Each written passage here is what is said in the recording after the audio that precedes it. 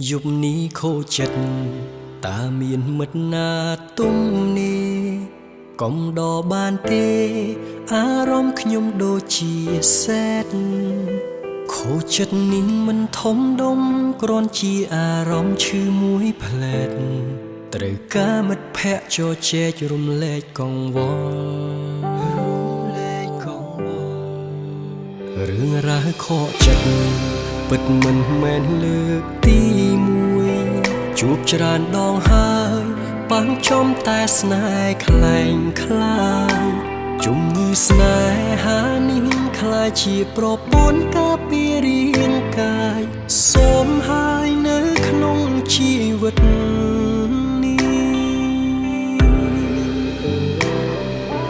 សន្យាខ្លួនឯងឈប់គិតប្រជែងរឿងស្នេហ៍ទុកបេះដូងឲ្យនៅទំនេរវិញល្អ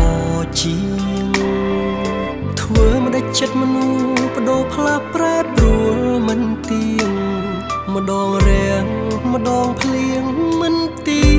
ងតោខូចចិត្តច្រើនដងคล้ายទៅជាទំនោរឈឺចាប់ច្រើនដងពេកទៅជាធម្មតាមិនមែនមានតែយើងម្នាក់ដែលជួបវិបត្តិស្នេហាអារម្មណ៍ឯកាបងរៀនឲ្យបេះដូងរឹងមាំគេអត់យើងបានហេតុអ្វីយើងត្រូវខ្វល់ឈប់នៅអំពើខ្វាយខ្វល់ទៀតធ្វើអ្វីបើសញ្ញាសំខាន់គេនឹងយល់ពីតម្លៃម្លេះគ្មានថ្ងៃគេតែចោលយើងឡើ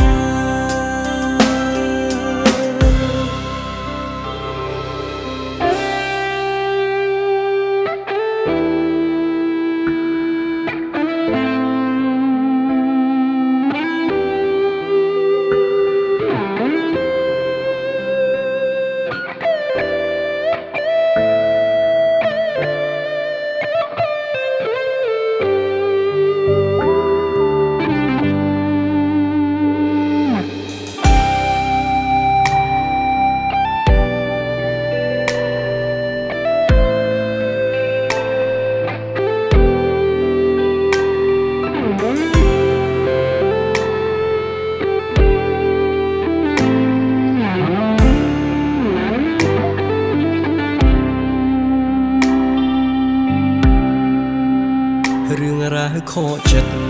ពិតមិនមែនលើកទីមួយជួបច្រើនដងហើយប៉ះចំតែស្នេហ៍ខ្លែងខ្លាយ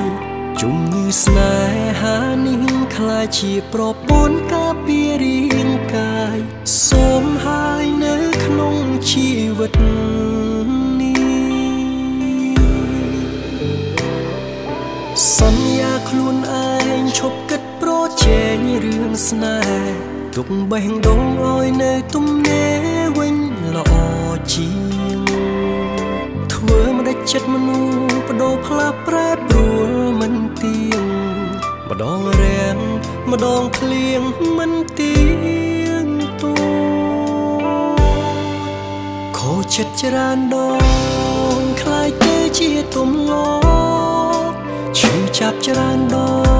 ងពេកទៅជាធម្មតាមិនមែនមានតែយើងម្នាក់ដែលជួបវិបត្តិស្នេហាអារម្មណ៍ឯកាបងរៀនឲ្យបេះដូងរឹងមាំគេអត់យើងបា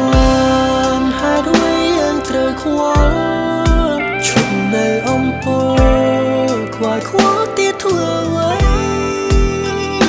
បើសញ្ញាសំខាន់គេនឹងយល់ពីតម្លៃម្លេះគ្មានថ្ងៃគេតែចោលយើងឡើយខូចចិត្តច្រើនដ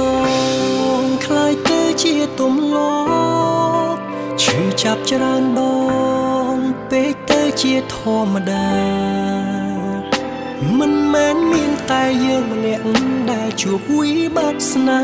ហាអារម្មណ៍ឯកាបងរៀនឲ្យបេះដូងរឹងមាំ